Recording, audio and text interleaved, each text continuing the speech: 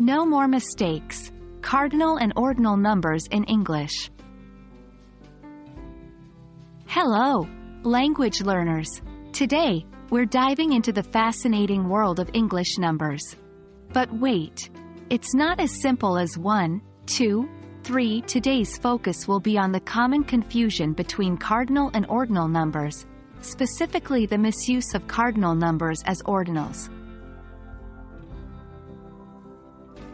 First things first, let's clarify the terms.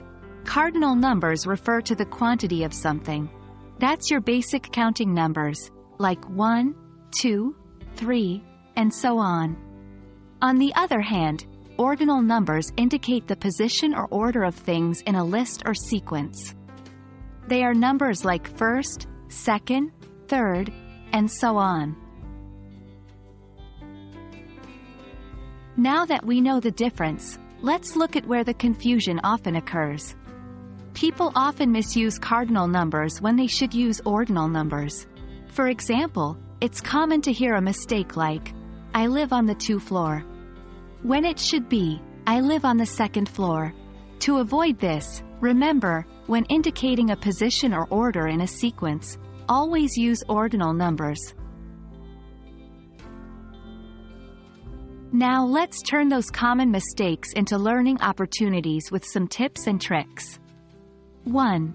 Practice makes perfect. Create lists or sequences and use ordinal numbers to describe them.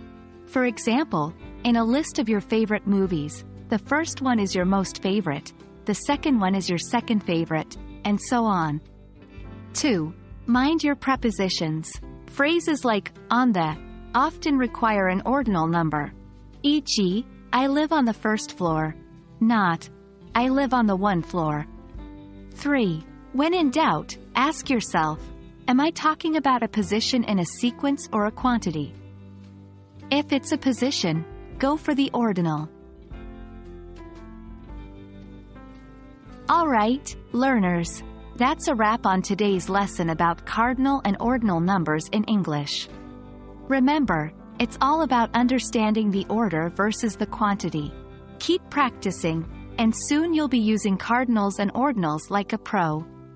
We hope this video has been helpful, and as always, happy learning!